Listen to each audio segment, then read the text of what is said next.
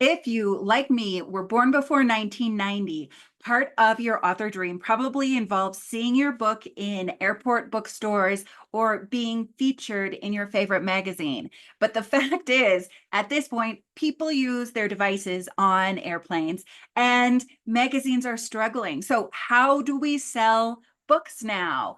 The answer that I have found that I love is podcasts. And so recently I took a course that was created by Alice Draper. She is a podcast publicist. She just started her own podcast called My Rejection Story, and it's wonderful. But she had this great course on pitching podcasts. I took it and I just want to create kind of a 10-minute version here so we can all get on the same page about pitching podcasts. If you want to find out more, go to her stuff. It's lovely. So, pitching podcasts has been seen to sell way more books than magazines, TV shows, or, airport bookstores at this point. And so, in order to get in on this trend, you kind of have to know what you're doing, but the way you do it might be different from what you expect. So, first and foremost, if you're interested in pitching podcasts, the first thing you have to do is listen to the podcasts. Listening is progress. For me, this goes back to my time of submitting short stories to literary magazines. Your chances go up so much if you simply become a reader of literary magazines. If you are just kind of spamming a bunch of magazines with your stories, it's not going to work. They get so many submissions every single day. And so they can tell those right away. Same goes for pitching podcasts. Your first step is listening to the podcast and then start to really understand what your niche is, what your angle is. So this, like any other aspect of book marketing, is not a get rich quick scenario. Really, the quality of time you put into it determines how much you get out of it. So you want to start to really listen to different niches of podcasts. You could listen to podcasts by writers for writers. You could listen to mystery podcasts. You could listen to other types of entertainment podcasts. You might listen to personal development podcasts. What you want to do is first and foremost, just scan the horizon. Who takes guests? Who doesn't take guests? Vet different podcasts. If you want to pitch a podcast, make sure they take guests because it's not a great chance that you're going to be the first ever guest on somebody who doesn't take other guests on their podcasts. So first, look at the horizon, look at the landscape of the various niches. Think about how you might fit into that podcast, what you have to offer, daydream about it a little, and then you can start to create a list. You can start to narrow down your list. And starting with small podcasts is such a great idea. Like everything else in social media, on Amazon, in book genres, this is an ecosystem. And so the first thing you're going to need if you want to pitch is a really good podcast sample. Your chances of getting onto a podcast increase so much if you have a sample of another successful podcast where you have a lot of chemistry with the host. So start small. Reviews, if you're vetting podcasts on Apple Podcasts, remember, reviews, like reviews for books, each one represents between 10 and 100 listens or downloads. It's not easy to get a review. So if you see a podcast with 10 reviews, that means that podcast is listened to by hundreds of people. If you see a podcast with 100 reviews, that means that podcast is listened to by thousands of people. So remember, it's not easy to get reviews on a podcast, and each review represents a segment of an audience. It doesn't just mean that only 3 people have listened to that podcast. So start small so you can get a sample, so you can get used to talking about your book on a podcast, so you can see if you even like it. The smaller podcasts are easy to get on, and the people who run those podcasts are working so hard. Appreciate them. They will appreciate you, and it's a great way to start. So less than 100 reviews, less than 10 reviews is a great place to start when you're pitching. So when you're pitching, you probably want a template so that you don't have to start from scratch each time. So I'm going to talk you through a template, but I have a little mini marketing course below that you can sign up for free. It kind of gives you the landscape of book marketing, and I just added a podcast pitch cheat sheet and template to that course. So the link is right down below. Go for it. And then you don't just have to listen to me. You can see it in front of you and absorb the information that way. But to give you a guide through this template, start with them.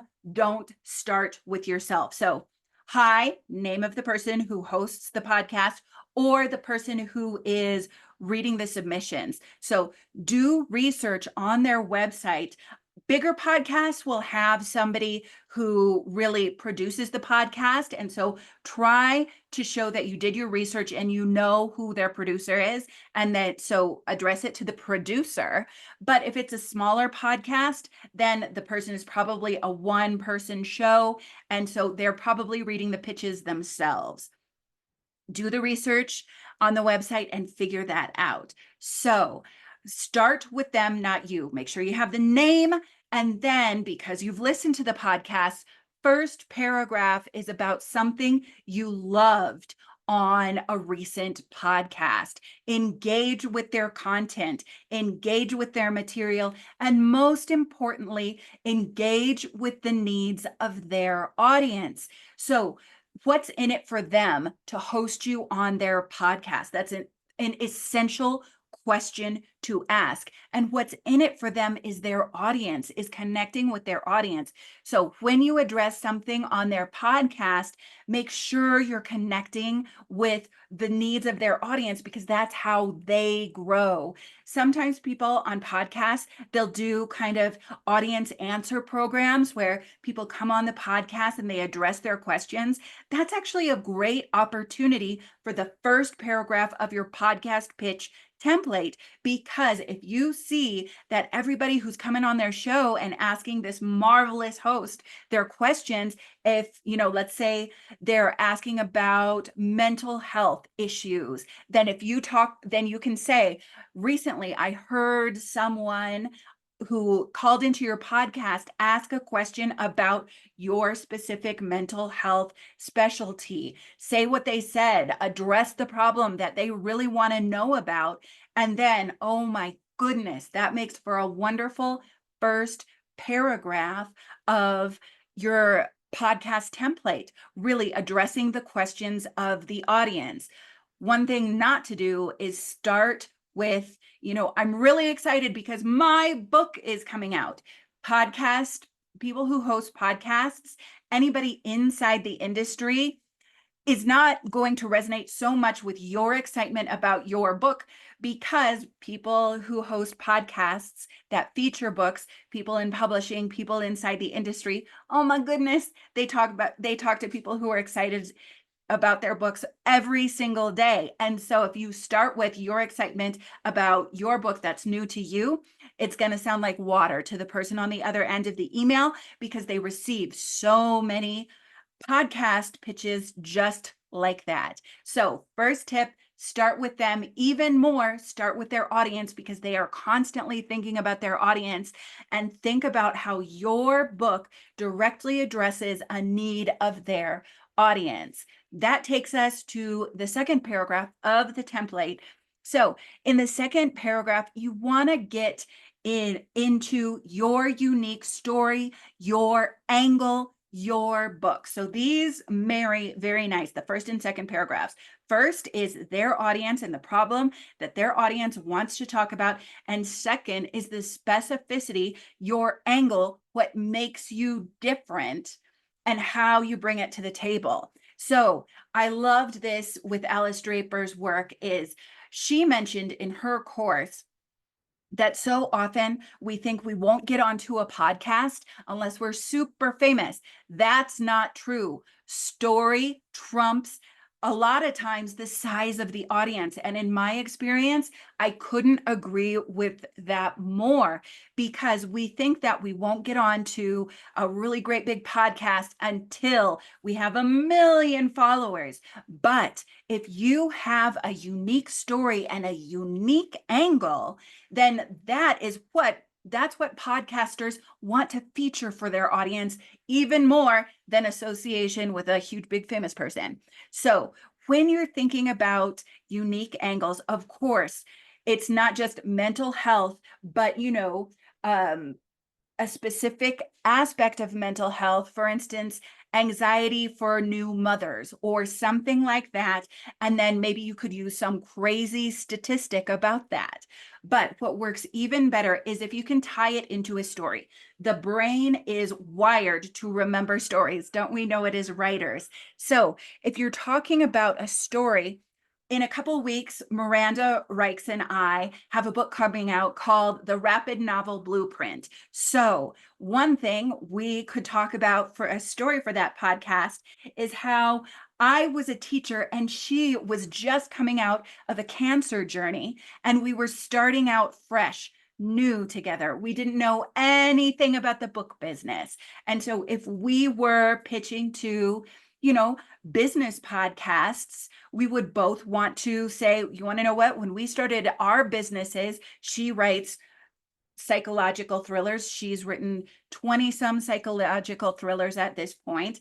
And I'm a book coach. So we could start from that bootstrapping, started from nothing, met one another, and developed a friendship. That would be a unique story with our unique details in it.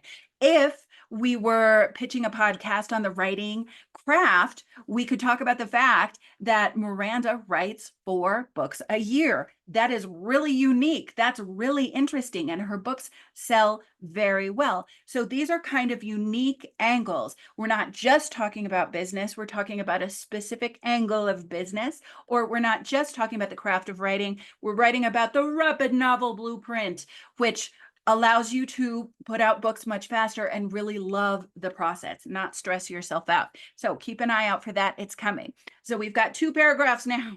These are the 2 most important paragraphs. The rest of this template is going to come out pretty smooth. First one, listen to the podcasts.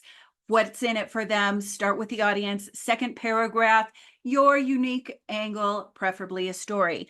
Third paragraph are teaser bullets. So little known fact, a lot of people who will have you on their podcast won't take the time to read your whole book.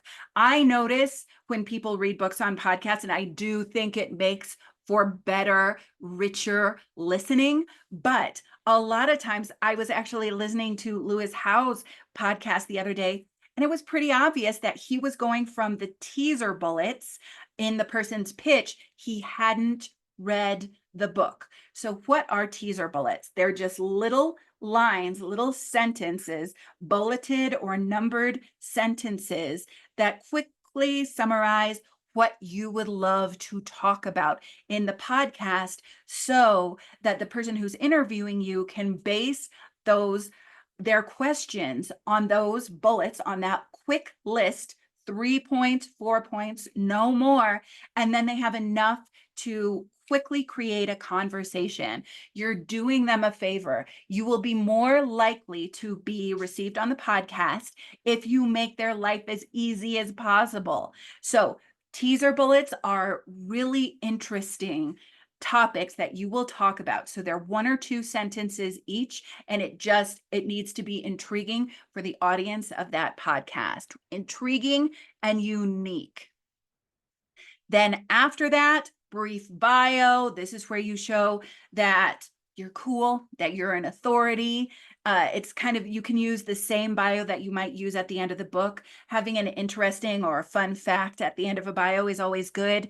Then you put your ask, I would love to be on your podcast.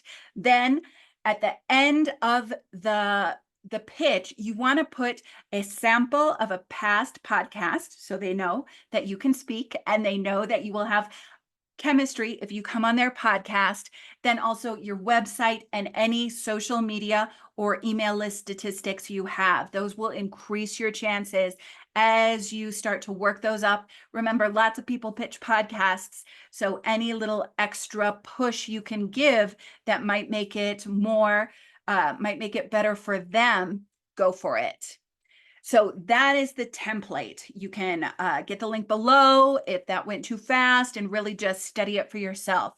Final facts about pitching podcasts: spreadsheets. Anytime that you're submitting anything, if you're submitting a book to a publisher, if you're submitting stories to magazines, anything you're doing that involves a lot of rejection, create a spreadsheet. Make yourself a submissions machine. Do not take it personally. Spreadsheets help you not take things personally because, Alice Draper, the inspiration for this episode, she has a podcast called My Rejection Story. Rejection is a part of the business. And so when you start to numb yourself to, you're just working your way through the possibilities, finding where you fit, make it a spreadsheet, and then just catalog it. I find that when I have a spreadsheet of, recently I was asking people if they would be ARC readers for the book that we created. Sometimes people said, no, I don't have time to read your book. Go away. You know what? That goes on my spreadsheet and it's progress. It's great. I know that I'm leaving no stone unturned, which is the attitude you want to bring to submitting anything. Also, and then the final fact is, when you have either your sample or you're looking for podcasts to submit to, make sure you put chemistry first. It always turns out better for everybody if it's a podcast or an opportunity that you feel that you vibe with. You will, the positivity with good chemistry in values in a podcast, that has more possibility for growth than a get rich quick scheme where it's like, oh my gosh, this person's super famous, I want them to notice me. That really falls flat pretty fast. The potential for growth comes from the values and the chemistry. So focus on that. And you want to know what? That is everything I know about pitching for podcasts. So if you want to know more about book marketing, go ahead and sign up for the little course I have below. Every single Friday, I put out new information on writing, marketing books, loving books, and making progress on your author career. So subscribe to the channel, and I will see you next Friday.